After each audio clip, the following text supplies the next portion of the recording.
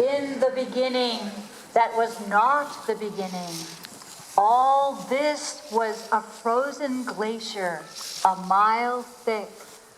A long, slow melt revealed egg-shaped drumlins and high, flat meadows that washed away the ice and exposed bedrock, rocky ledges around us. Some melted in kettle holes, like the place we call Walden Pond. Spruce, take root, and tundra plants spread across the new ground. Animals appear, mighty mastodons with giant tusks, and caribou with giant Where is she? antlers. Who's talking? For many thousands Where is of she? years, native peoples walked this land, setting weirs for fish, following the hunting routes and canoeing on the waters. The Algonquin named Musqueam. They collect freshwater clams here, and wild rice in the meadows, and cranberries in the bogs. In the early 1600s, Where is she? explorers I think they may be over there at a mic. You looking for the voice? set out into the vast forest cover to claim the wilderness west of Boston. They find a peaceful people, the Algonquins, Where is she? other native people, moving by a gentle river, I hear her, but I don't see her. or the Oh, Concord River. thank you. There she is. There she is. Lined with fertile fields, they begin to settle. A dozen English families purchased a 6-mile square of land from the native settlers. They call it Concord. It is the first official term in England. The new settlers hunt and trap beavers and mink and other animals. They adapt the native corn that we think about at Thanksgiving and cut the trees to warm their expanding homes. Their villages grow. I'll watch it if you want to The go look The white settlers may die, especially the Algonquin settlers. The animals that sustained them began to die out, hunted and trapped by too many.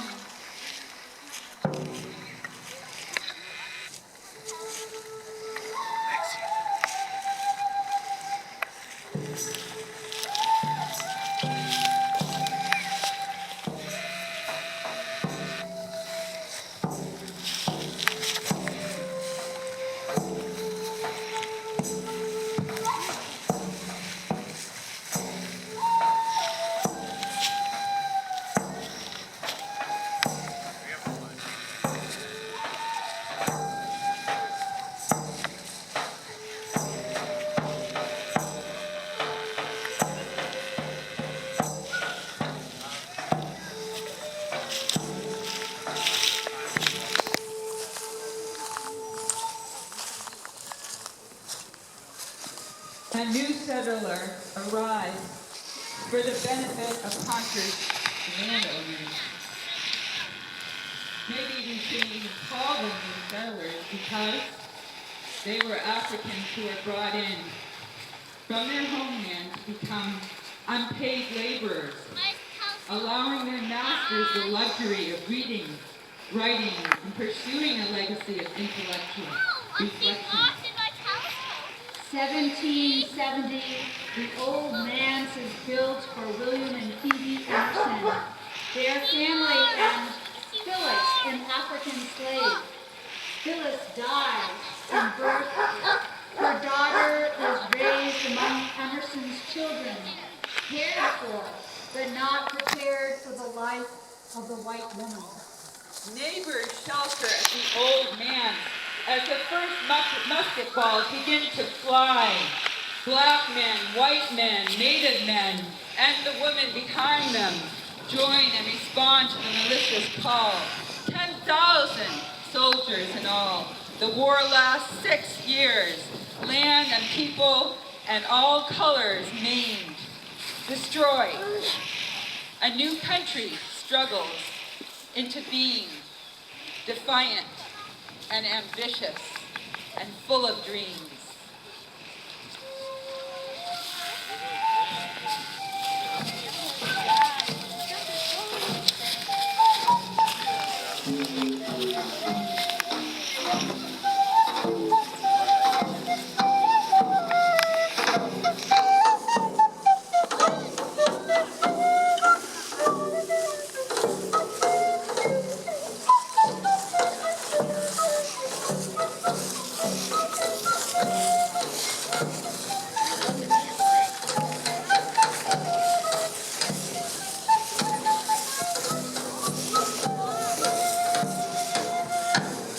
The old man houses generations of Emersons.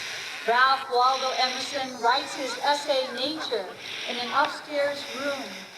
Friends and inhabitants include Nathaniel Hawthorne, his wife Sophia Peabody, Bronson Alcott, Henry David Thoreau, and Margaret Fuller. Thoreau digs for arrowheads along the river's banks. Hawthorne and Sophia write love poems to each other on the rocks. And by now, all but 10% of the trees are gone in service to housing and heating and feeding the growing Concord community. Throw a stone into the stream, and the ripples that propagate themselves are the beautiful type of all influence. How many stones? How many ripples? How many stones? How many ripples? How many good intentions with unintended consequences have rippled this stream, this river, this stream?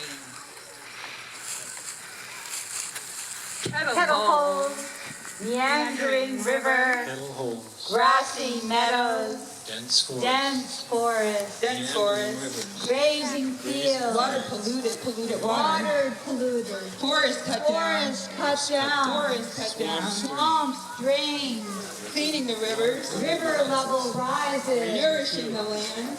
nourishing the land, Cleaning the rivers. cleaning the rivers, Repopulating the forest. repopulating the forest, Animals coming back. the animals coming, Repopulating the forest.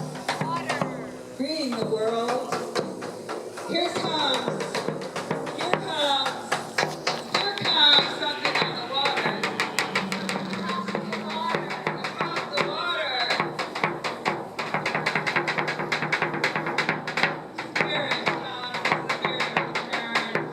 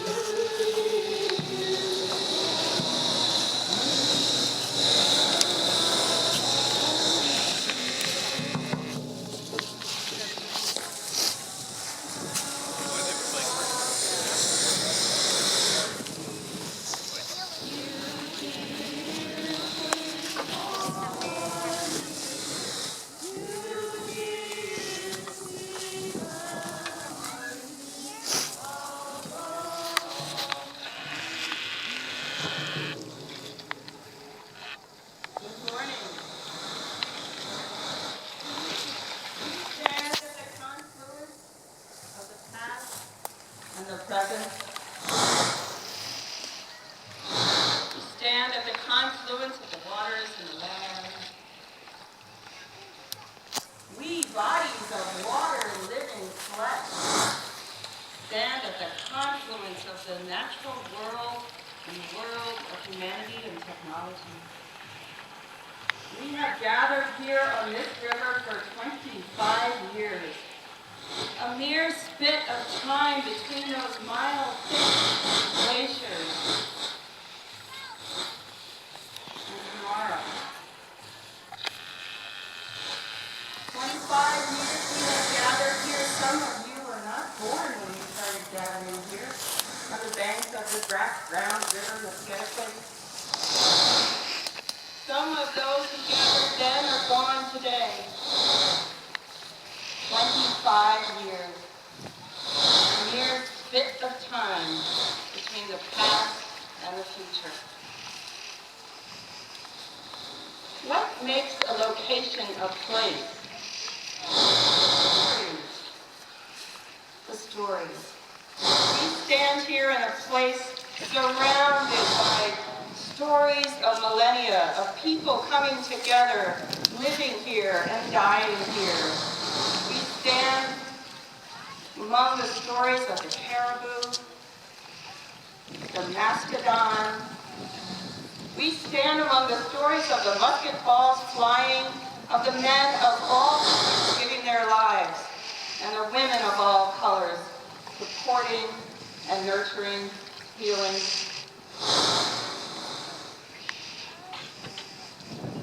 What makes a location a place? It is our sinking into it.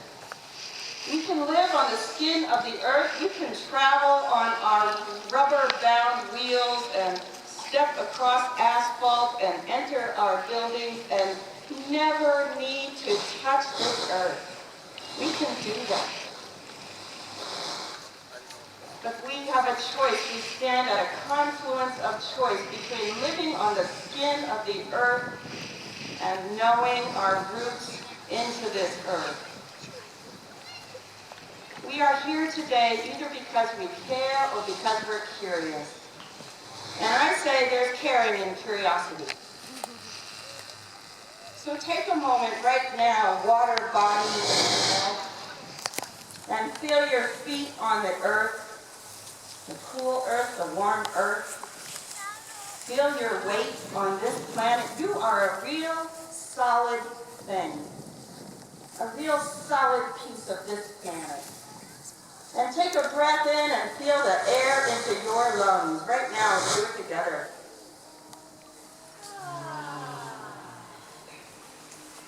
Let's do that again and let it out with a sigh of your life.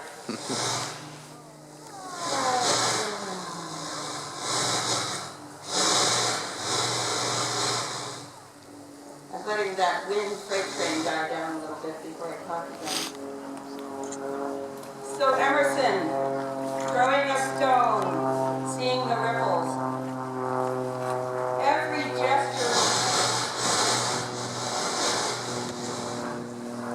gesture we make goes out into the world and has a life of its own. It is perhaps enough to feel our place on this earth. It is perhaps enough to get outside and to hear what the great oaks have to tell us. But we also have ripples to send out into the world, and we all will make gestures that tip the scale for this planet. Whether we intend to or not, whether we do them deliberately or by accident, we all will make gestures, send ripples out into the world that will tip the scale.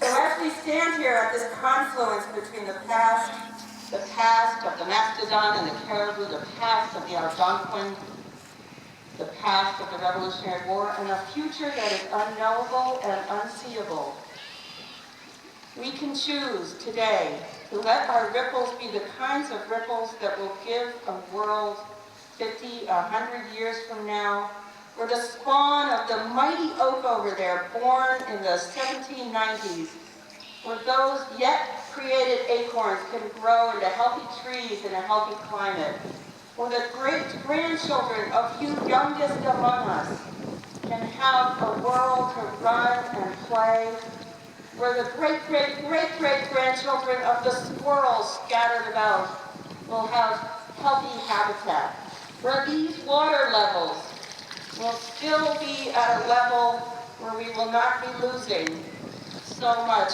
of not only our beautiful coast, but our capacity to grow food and have water. We will tip the scale. So I ask you now to just reach into your heart. Put your hands on your heart. Feel either real in your paws or just in your imagining through your thick coat. The heart that is beating in there, the pulse that we all share. What is your heart ready to send out into the world?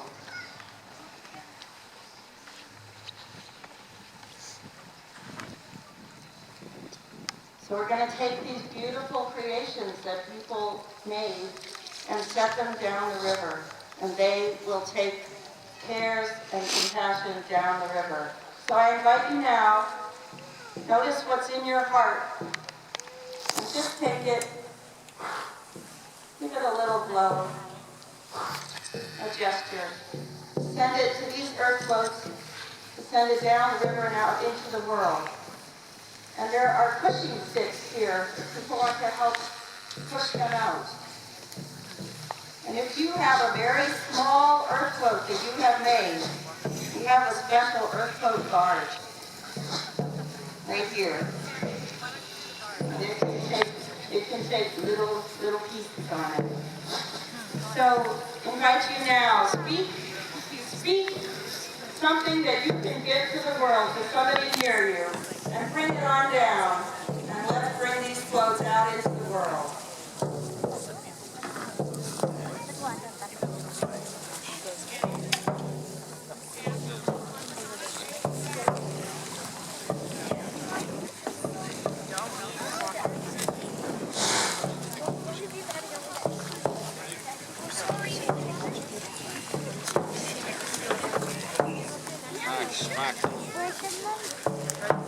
Con lên trên cầu coi.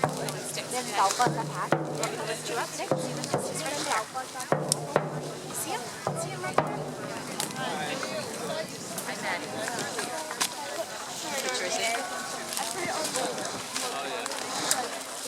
Yeah, Sammy, wait for your step, okay? Wow. Okay. Go.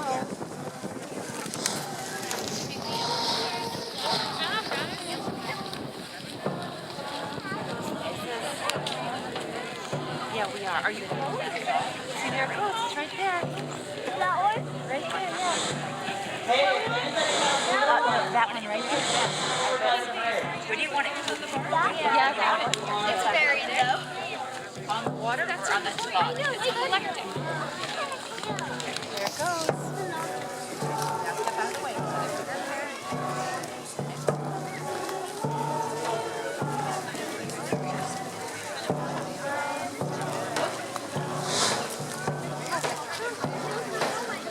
Now you want to go back to the throwing sticks test?